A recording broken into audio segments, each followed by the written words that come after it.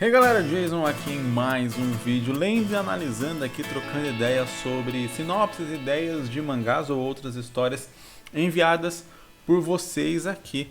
E eu me atentei em uma parada que eu não comentei nos últimos vídeos e tal, né? Mas eu vejo que muitas pessoas têm vontade de enviar sua sinopse, mas ficam com aquele receio por conta da demora em relação a ler, né? Mesmo fazendo aqui esse vídeo toda semana, né? Lendo aí 4 sinopses geralmente, ainda assim demora muito para chegar na sua vez porque a lista é muito extensa.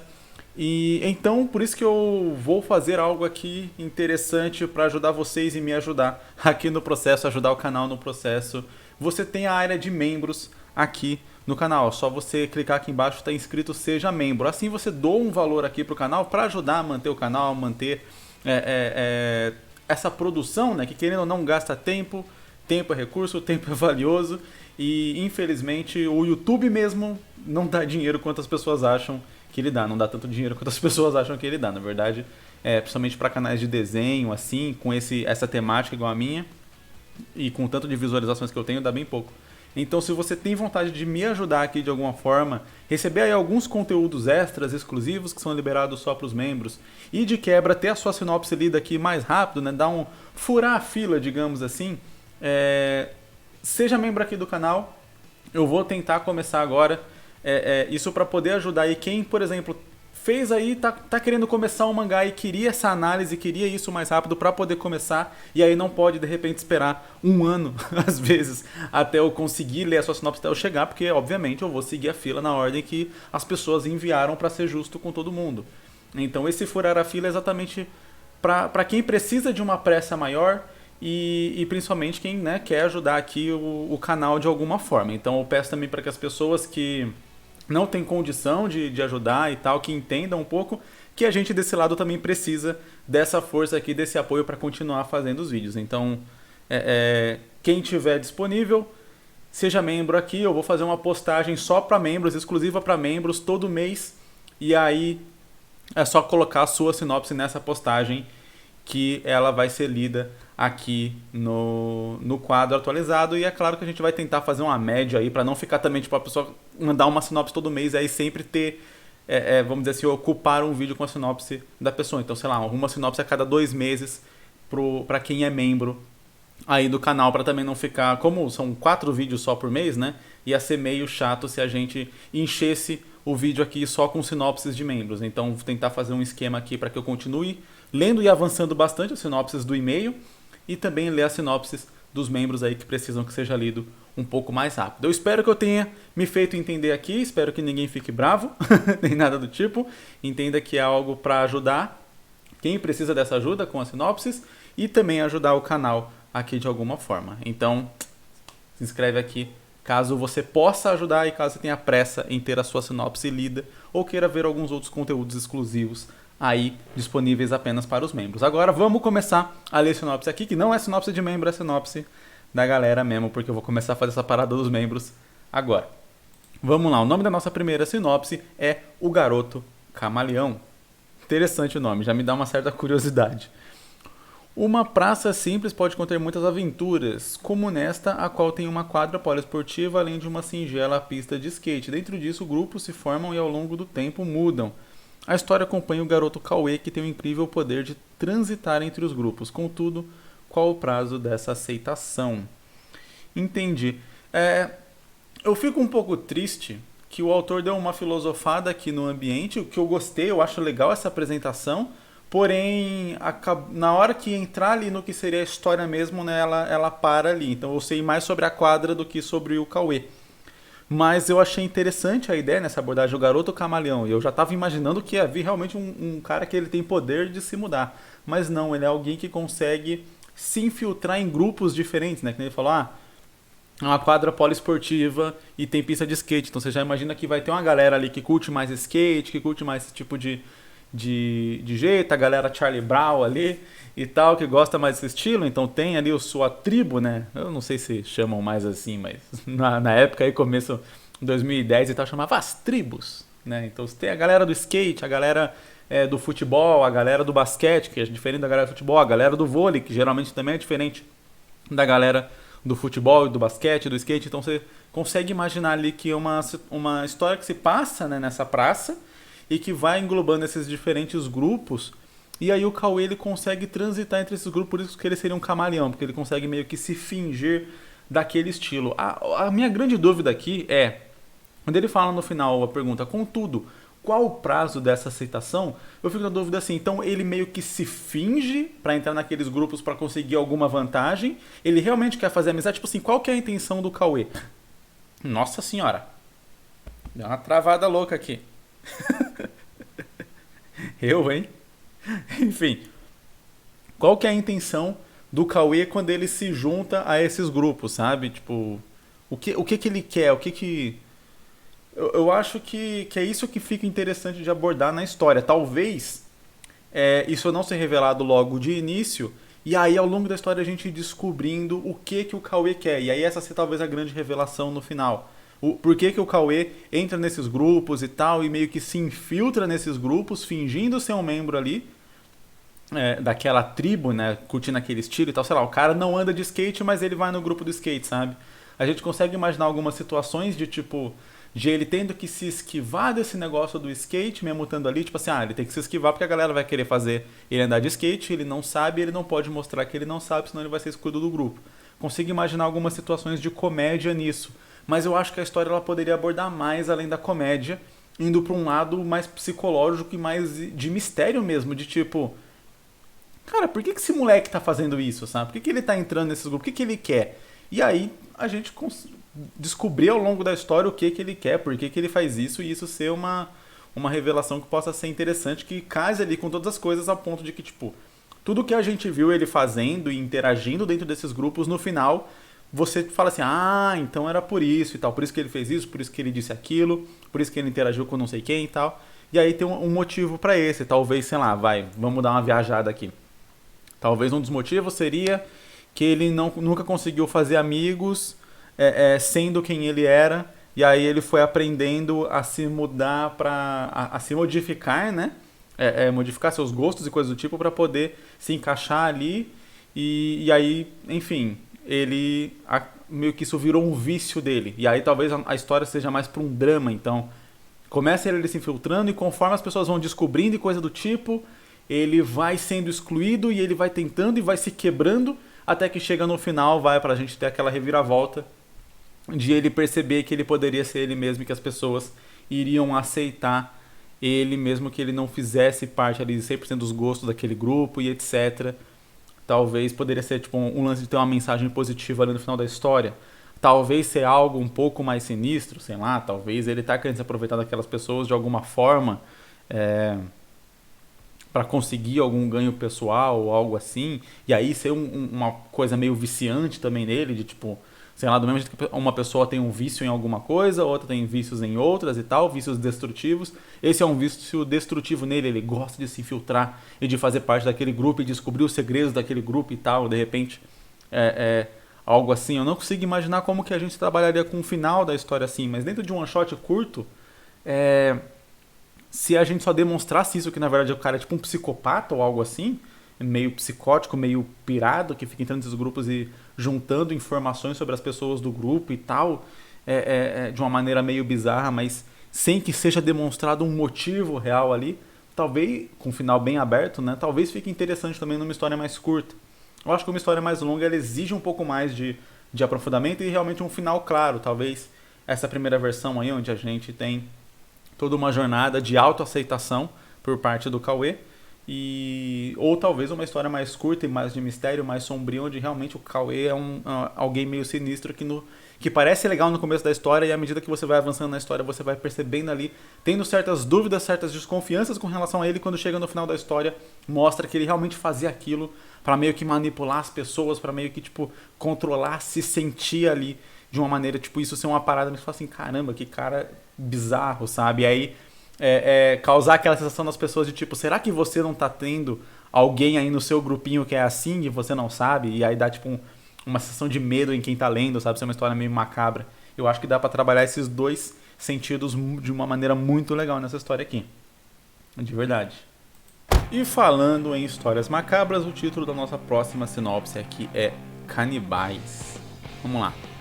Há cerca de 5 mil anos atrás, tempos em que podia se mover montanhas apenas com a fé, quando os homens se alimentavam dos próprios homens, quando o título de professor era o mais alto de um povo, nessa sociedade caótica, 4 casais de amigos partem de sua terra natal em busca de um lugar tranquilo para se viver. Navegando em um pequeno barco, após alguns anos sobrevivendo pela fé, chegaram em uma ilha de fauna e flora surpreendente, na qual por todo lado só se avistava água. Ok, é o conceito de ilha, né? Cercada por água pelos 4 cantos. Vivendo em paz ali por 13 gerações. Achavam até mesmo que tinham encontrado o próprio paraíso. Foi então que, no ano do 13º aniversário de Laszlo, aquela paz foi interrompida drasticamente, revelando a profecia aterrorizante, concedida centenas de anos atrás, que mudará a garota alegre e sorridente que Laszlo um dia já foi. Aqui a gente teve o clássico que costuma acontecer aqui no quadro de sinopses. A gente tem 2 clássicos aqui no quadro de sinopses que eu costumo reclamar. Reclamar de uma sensação. Eu tento não ser mal educado aqui, nem xingar ninguém, mas eu costumo criticar, que é o... E nessa jornada ele faz amigos, inimigos, etc. Né, que eu falo que isso é o padrão de toda a história, então não faz sentido falar isso no negócio. E o segundo a gente sabe mais sobre o mundo do que sobre o que está acontecendo. A gente conheceu mais aqui a chegada na ilha do que de fato os eventos que vão decorrer na própria história. E aí eu falo, é legal a ambientação da história. Sabe? Tipo, eu não tenho o que falar sobre a Laszlo, porque eu não sei nada sobre ela, além de que ela era alegre e sorridente. Sabe? E como que essa paz vai ser interrompida? O que é essa profecia aterrorizante, sabe? A profecia não foi dita aqui, tipo, eu não consigo ter uma conexão com os acontecimentos que vão levar a trama aí, mas beleza. Então a gente teve várias pessoas que foram morar numa ilha e viviam ali nessa ilha como se fosse um paraíso, até que de repente alguma coisa quando a menina que é a Laszlo faz 13 anos, eles percebem que, sei lá, alguma profecia aterrorizante que talvez o povo deles tinha, né? 5 mil anos atrás. Aliás, 13 gerações em 5 mil anos dá certo? Essa conta foi feita? Tipo, funciona isso? Não sei. Enfim, vou imaginar que o autor fez a conta aqui que 13 gerações dá 5 mil anos. Se pá, dá. Deixa eu ver. Se cada geração viver 100 anos, 10 gerações dá 500 anos. Acho que não dá certo não. A não ser que os povos nessa história vivam mais de 100 anos. E se reproduzam mais com mais de 100 anos, né? Também tem esse detalhe. Não é só viver 100 anos, mas também se reproduzir, né? Que quando tem a passagem de uma geração para outra, que geralmente é por volta dos 20, 30 anos. Nessa casa aí, 20 a 40 anos, na média de 30 anos, para você ter uma nova geração sendo criada. Então 5 mil anos eu acho que tá muito longo. Tá muito longo. Então, refazer essa conta aí. Apesar de que eu não sei se isso vai ser mostrado na história de fato. Mas beleza. O que me intriga aqui é realmente que eu não tenho informação sobre a Laszlo, sobre a profecia. Eu não sei o que vai acontecer, o que vai se seguir com essa história. Pelo nome Canibais, você imagina que vai ter alguma coisa assim, mas essa profecia é algo que tipo desencadeia alguma coisa, tipo, vamos dizer assim, como esse povo saiu de um ambiente onde todo mundo era canibal, comiam os próprios homens, etc., uns comiam os outros e blá blá blá, eles começaram a viver num ambiente onde isso não acontecia mais, e aí depois dessas 13 gerações isso volta a acontecer. Essa seria a profecia, talvez, sei lá, tem um irmão mais velho da Laszlo que decide, sei lá, comer o próprio pai, ou sei lá, um irmãozinho mais novo, um bebê que é mais frágil, mais fácil, e aí isso vai desencadeando todo um comportamento, tipo, sei lá, esse cara começa a matar todo mundo ali e tal, das famílias que viviam juntas, e a Laszlo meio que tem que fugir, se virar, enfim, sabe? Que realmente eu não sei o que acontece, mas eu consigo imaginar e trabalhar com essa possibilidade, ou ser uma coisa inata, tipo assim, é como se fossem lobisomens, então, tipo, chegou na 13ª geração, quem tinha que virar lobisomem, vira lobisomem e começa a comer uns aos outros, sei lá. Eu só consigo imaginar que tem a ver com isso pelo título da história ser canibais. E aí fica, né, a incógnita do que a Leslie é, de qual é o papel dela nessa história sendo protagonista. Beleza, ela tinha uma vida legal e tranquila antes, ok? Isso coloca a Leslie no papel de personagem, aquele personagem que é fraco. Fraco não no sentido negativo, que eu digo assim, ele é fraco porque se ela teve uma vida boa, se ela teve uma vida tranquila, uma vida sem muitos problemas, então ela, obviamente, não está preparada para passar por certos problemas e situações. Então ela é fraca perante essas condições, né? E aí, sei lá, dentro dessas condições ela vai ter que se virar com isso, de repente, sei lá, como eu falei, se ela tem que fugir dessa ganguezinha aí, que algum dos membros da tribo começou a virar canibal e decidiu comer os outros, e aí ela tem que fugir. Beleza, ela tem que se virar, então tem todo um lance aí de sobrevivência, talvez, uma pegada mais terror, ou alguma outra coisa, que eu realmente não faço ideia do que é a profecia e de quem é a Leslie para poder dizer aqui com mais foco, para poder analisar isso mais profundamente.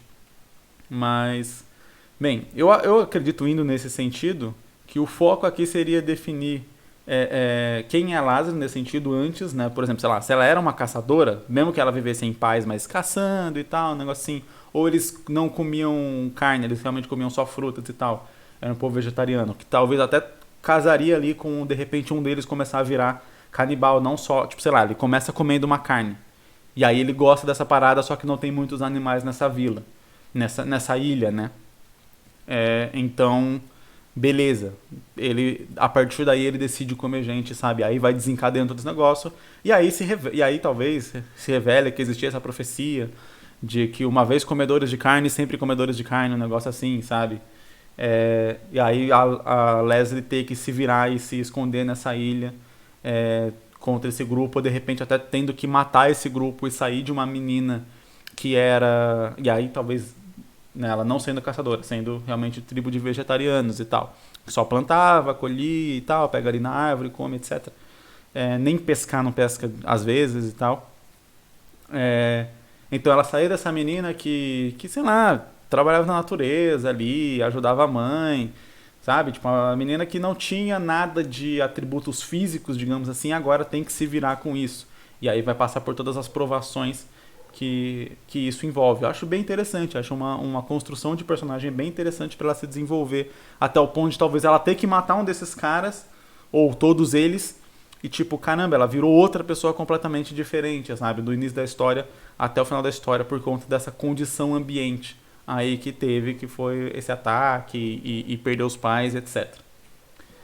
Acho que dá pra trabalhar, trabalhar de uma forma interessante. Não posso falar muito mais porque, como eu disse, eu não tenho informações para trabalhar aqui. Ok, vamos começar aqui nossa próxima sinopse.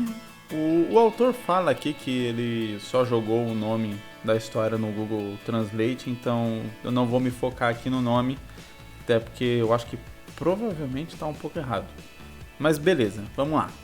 Se trata de um garoto chamado Zihan que está em seus 14 anos de idade. Já passou pelo seu final feliz, pois todos seus amigos ou pessoas próximas a ele se distanciaram ou mudaram de lugar.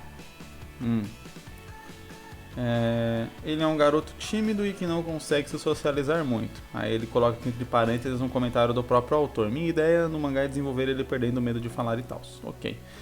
Ele possui uma boa relação com sua mãe e uma média com seu pai. Logo depois de sair de um passeio que sua mãe forçou ele a ir para socializar, ocorre uma explosão no qual faz ele ficar inconsciente. Quando acorda, vê o mundo totalmente deserto, seco e um cenário de apocalipse. A primeira coisa que veio à sua mente foram seus familiares, no qual fez ele sair correndo. Ok. A primeira coisa que veio à sua mente foram seus familiares, que faz ele sair correndo em direção à sua casa e perceber e ver que ela está toda vazia. Em busca deles, ele vai parar em um beco que logo depois é atacado por um monstro. Sendo enforcado, ele já esperava a morte, mas foi salvo por uma garota. Seu desejo era matar o homem responsável pela explosão. Tá bom. Seu objetivo é achar seus pais, mas a cada vez ele se aprofunda nisso, ele descobre mais do passado, do laço de sangue da família dele. E também ele terá a responsabilidade de voltar o mundo ao normal, pois virou uma terra sem lei. Com seus poderes terá a chance de tornar isso real. E aí ele coloca aqui uma observação. No momento da explosão, qualquer tipo de bicho, móveis que estiverem próximo a você no momento você será mesclado àquilo. Entendi.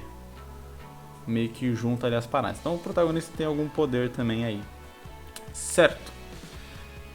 Quando falou aqui no começo que a ideia principal do mangá era desenvolver ele perdendo o medo de falar, eu imaginei que não seria um mangá tão focado em ação e coisa do tipo. Seria uma parada mais terrena, digamos assim. Mas beleza, mas eu acho que dá pra trabalhar, mesmo num mangá de ação, essa questão do protagonista talvez não conseguir socializar tanto com outras pessoas, fazer amizades e coisas do tipo, ser meio ali travado. Isso pode até colocar ali num sistema meio complicado com essa menina, com essa garota aí que salva ele. Talvez ela, sendo mais extrovertida, um pouco mais aberta, e talvez até ficando meio assim do lado dele por ele ser muito mais fechado.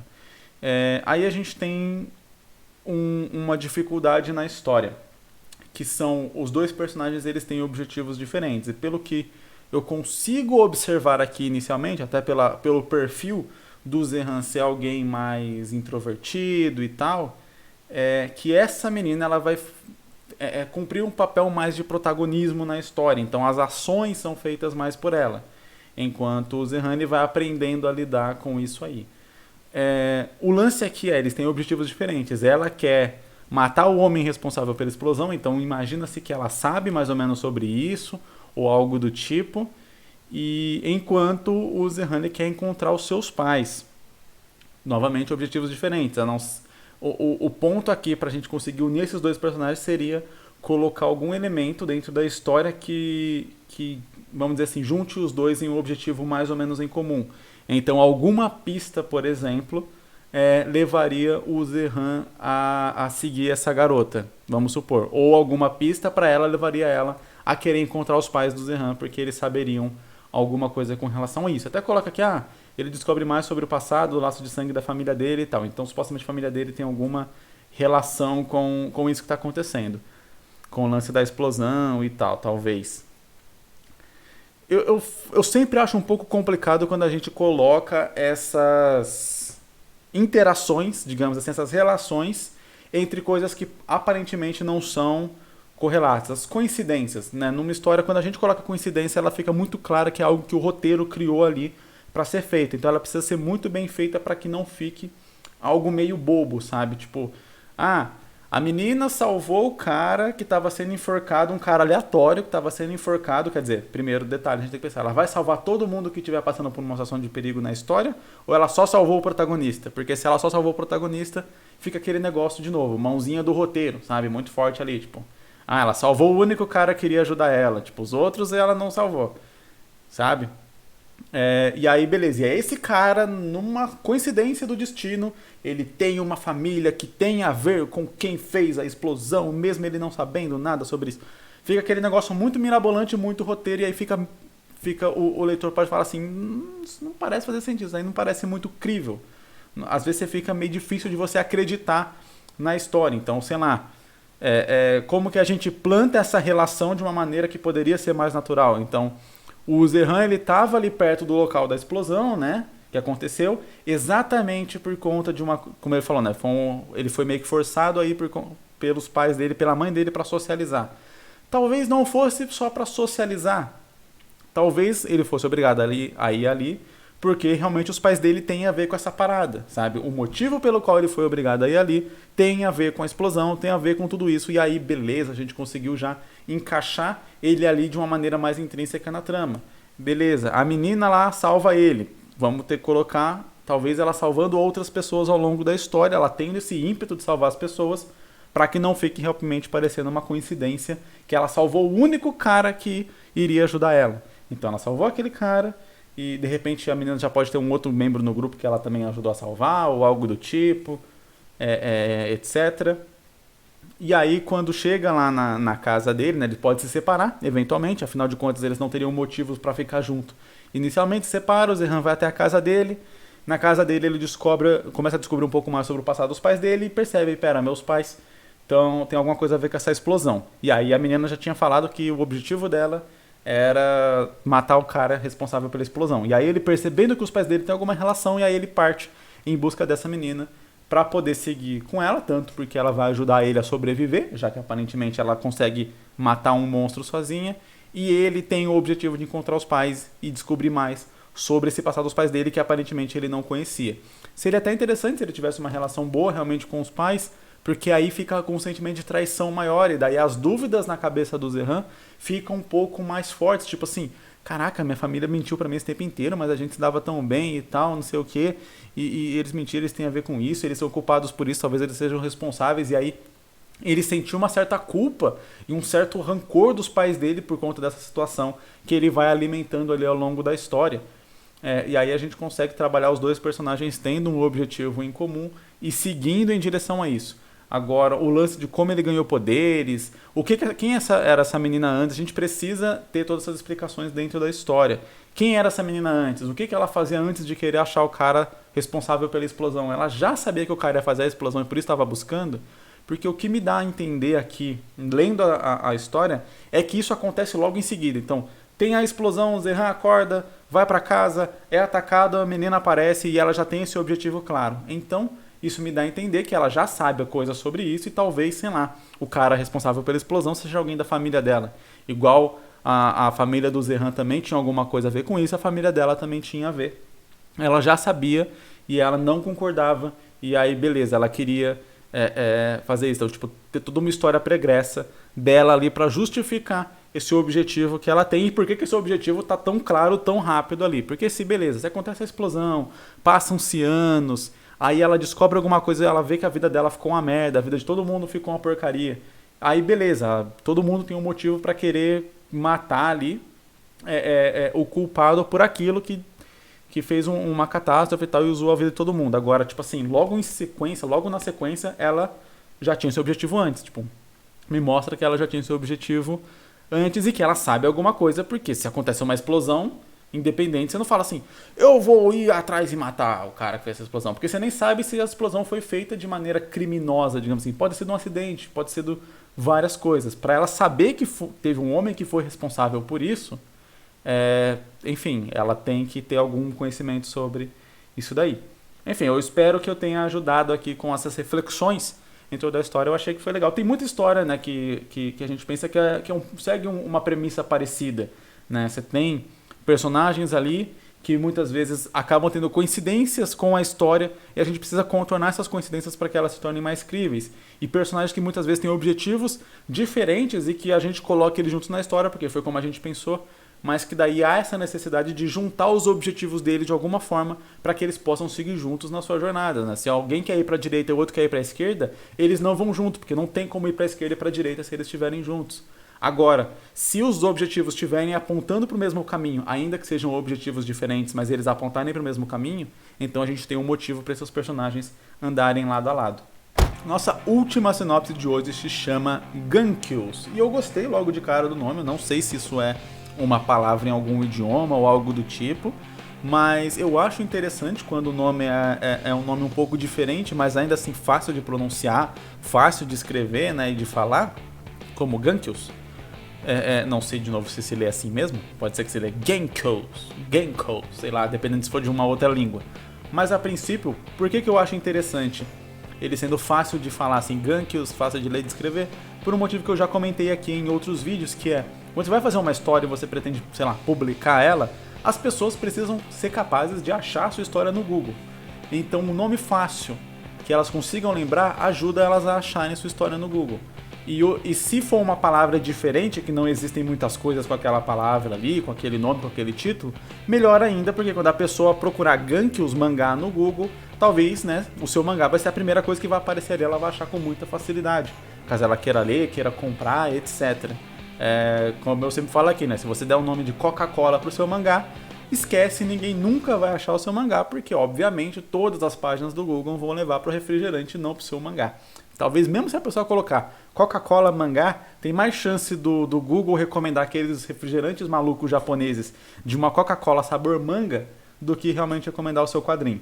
Então, quando você for pensar num título, sempre tenha em mente mais ou menos isso. Principalmente se você está pretendendo publicar ele online para as pessoas lerem, etc. Pretende publicar para as pessoas comprarem algum dia.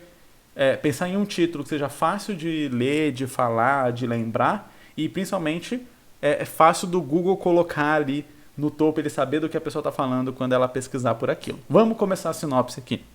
Num mundo tomado pelas trevas por cultistas, cheio de monstros e brigas de humanos por território, Lauser é um jovem mercenário que tem todos seus companheiros mortos na sua frente, fazendo ele carregar uma enorme culpa.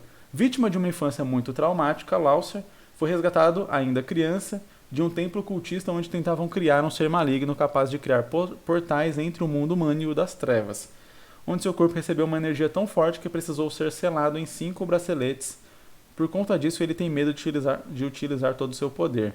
Mas ele recebe uma nova chance num grupo novo, então ele decide que vai proteger seus novos companheiros a todo custo. Mas ele descobre que cada vez que ele libera mais poder, mais difícil fica dele controlá-los, causando consequências àqueles à sua volta. Lauser então trava uma grande batalha onde, além de precisar ficar mais forte para proteger seus novos companheiros, precisa também lidar com conflitos internos para manter sua sanidade e não causar pânico e insegurança àqueles ao seu redor. Achei interessante. A gente teve aqui uma sinopse praticamente toda focada nos conflitos do protagonista, isso é muito bom. Eu senti uma falta de um objetivo maior. Quando eu falo objetivo maior, assim, o que a trama vai seguir? Sabe? Qual que é o objetivo da trama? Aquela linha guia que vai gerar a história, a gente vai falar assim, aqui a história começa, aqui a história termina, por exemplo. Porque, certo, o Lauser, ele teve, achei bem legal isso, ele teve todos os amigos dele mortos, e aí ele fala, agora não, isso não vai acontecer, a partir de agora eu não vou passar por isso de novo. Ele carregar essa culpa. Eu não entendi direito o lance dos 5 braceletes, de tipo, ser uma energia tão forte precisou ser selada em 5 braceletes. Ele usa os 5 braceletes, mas cabe 5 braceletes no braço dele? Ou esses 5 braceletes estão espalhados entre os cultistas e tal? Eu realmente não consegui entender isso. Porque ele tem a energia no corpo, ele tem os poderes no corpo, pelo que eu consegui entender aqui da história. Tanto que ele fala que é difícil de controlar esses poderes quando ele usa. Mas eu não entendi o que os 5 braceletes têm a ver com isso. Eu imagino talvez então que se esses 5 braceletes ficaram com os cultistas, por exemplo, talvez um dos objetivos deles seja exatamente recuperar esses 5 braceletes. Talvez, sei lá, esses 5 braceletes fariam ter controle sobre os poderes dele. Talvez, de repente, esse seria um objetivo de um possível vilão da história. Reunir os 5 braceletes para controlar o protagonista e o protagonista meio que usar o poder ali ao bel prazer do vilão. E isso, na verdade, até que seria um bom vilão para a história, porque se o grande objetivo do Lauser é controlar os seus poderes para garantir que os seus aliados, amigos, etc., não sejam mortos, o objetivo do vilão ser exatamente controlar os poderes do Lauser, se o vilão está controlando os poderes, então o Lauser não está controlando os poderes. Então, os objetivos deles são exatamente opostos, e isso torna o vilão um vilão muito interessante, um conflito bastante interessante também, até porque se o Lauser perder o controle dos poderes dele para o vilão, automaticamente ele também, né, corre o risco ali de ser obrigado a talvez matar seus amigos e tal pelo controle do vilão. Acho bem interessante essa ideia. Talvez aí ao longo realmente da história seria interessante o Lauser quase nunca usar os poderes dele, só usar em raríssimas vezes, e toda vez que ele usar realmente acontecer alguma coisa ruim que reforce essa força de vontade no Lauser de não vou mais usar. E talvez ele só usar nas raríssimas vezes, de novo tem que ser raro, porque uma coisa padrão e clichê em história o protagonista tem um poder que só libera quando ele está em perigo. E aí automaticamente ele vai usar esse poder toda maldita vez. E aí o poder que era para ser algo tipo espetacular, que não aparece quase nunca, vai aparecendo o tempo inteiro, sabe? Eu acho que tem que ser uma pegada até um pouco mais parecida com o Naruto mesmo. Se for ver, o Naruto ele usa o poder ali da Kyuubi mesmo umas 2 ou 3 vezes na história inteira, e a história é gigantesca. Tirando no final quando ele realmente aprende a dominar o poder dela. Mas ele tipo libera o descontrole da Kyuubi, aí o negócio das caudas, né? Pouquíssimas vezes, tanto que ele tinha o lance de ir liberando uma certa quantidade de caudas e sei lá, ele libera 1, depois 3, depois 6, eu acho só, e acabou, e aí depois a gente já tem o modo Kyuubi lá no final. Mas eu acho que tipo, ele libera pouquíssimas vezes até onde eu tô lembrado. Pode ser que eu esteja moscando, mas até onde eu tô lembrado ele usa poucas vezes. E aí isso fica interessante, porque a gente não usa esse negócio como um Deus Ex Machina o tempo inteiro. Sabe, que o leitor já vai ficar esperando. Tanto faz ele ficar em perigo, aí ele vai liberar lá a raposa e acabou. Sabe, pra não ficar um negócio assim, pra realmente quando o poder do Lancer aparecer ser realmente algo impactante. E talvez a consequência ser tão grande ali que faça com que o próprio leitor pense, é melhor não usar mesmo essa porcaria, porque a consequência realmente é muito grande. Não tornar o poder só num Deus Ex Machina que ajuda ele a matar os vilões, mas realmente numa maldição, sabe, que ele carrega. Uma maldição muito, muito grande.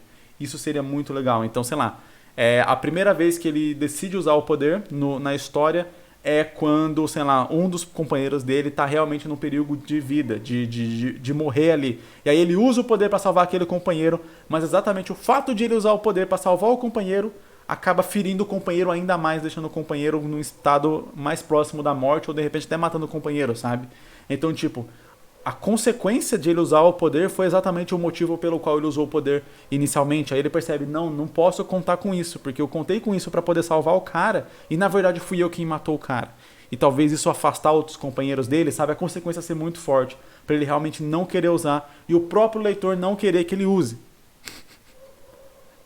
E aí a gente coloca tanto o leitor quanto o próprio personagem na mesma página ali, torcendo pela mesma coisa. E a gente vendo a consequência do poder dele sendo tão forte assim, faz também a gente temer que o vilão consiga controlar ele e use esse poder para fazer algumas coisas, né? Fazer coisas ruins, para matar os outros personagens, algo assim, que pode ser até algo que aconteça no final da história, exatamente para deixar o leitor com aquele frio na barriga, na hora que o vilão consegue os 5 braceletes, consegue controlar o Lancer ali e faz o Lancer quase matar de repente uma personagem que a gente gosta, um personagem que a gente gosta muito ao longo da trama, né? A gente se afeiçoou muito e que é muito importante ao longo da trama. Pra ficar com esse medo, pra ficar naquele clímax desgraçado antes de acontecer alguma coisa que, sei lá, que impeça isso de acontecer, ou que liberte o Lancer, ou etc, pra terminar a história. Mas acho bem legal esse contexto aqui de como pode ser abordado. Apesar da sinopse focar realmente só no protagonista, né, a gente não sabe sobre vilão, sobre trama ou algo do tipo, mas eu acho que essa trama aqui que eu criei fica interessante. Porque aí a partir do momento que o Lancer descobre que alguém tá indo atrás dos 5 braceletes, e com esses 5 braceletes a pessoa vai ser capaz de controlar ele, o próprio Lancer vai ter que ir atrás dos 5 braceletes antes. Para evitar que a pessoa consiga os 5 braceletes, sabe? Então cria ali um objetivo central para a trama. A minha dificuldade aqui é em você apresentar novos companheiros e esses companheiros serem tão importantes quanto aqueles que o Lancer perdeu, porque isso tem que ser de uma forma orgânica, né? O Lancer ele não pode, tipo assim, agora eu vou proteger os meus novos companheiros. Aí ele chega num grupo aleatório de mercenários, que pode ser um bando de gente otária, e ele fala, eu vou proteger vocês com minha vida. Não, tipo, eles têm que, dentro da história, pra gente comprar essa motivação do Lancer, esses novos companheiros, eles têm que merecer serem protegidos. Aí sim a gente compra o lance. Isso tem que ser feito de uma forma orgânica, apresentando cada personagem, um a um, etc. Não é fácil de fazer, mas é o necessário aqui para que a história funcione. E esse foi o vídeo de sinopse de hoje. Lembrando, se você quer enviar uma sinopse para mim, tem aqui na descrição como que você faz, enviar por e-mail lá e tal, certinho. Só que, novamente, não sou obrigado a dizer isso, eu tenho 170 e poucos e-mails aqui na fila. Então, você enviando hoje, vai demorar para eu conseguir ler a sua. Eu tô lendo aqui, ó, a última sinopse que eu li nesse vídeo, ela foi de agosto de 2021, ali do finzinho de agosto. Então, no próximo vídeo a gente começa setembro de 2021.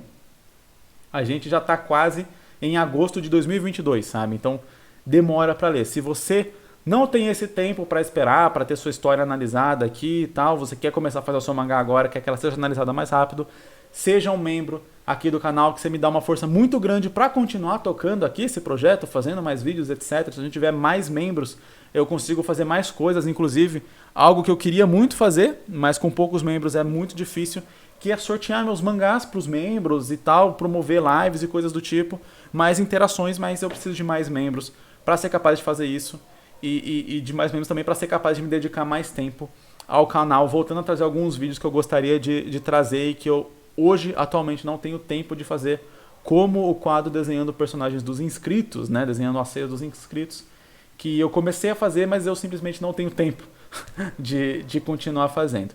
Então, novamente, se você quer dar essa força aqui para ajudar o canal a se tornar maior e melhor, além disso, ter sua sinopse lida aí com mais velocidade, seja membro aqui no canal. Muito obrigado para você que assistiu o vídeo até aqui, isso já é uma força bem grande que você me dá. Deixa seu like aqui para dar uma força ainda maior e vejo você no próximo vídeo.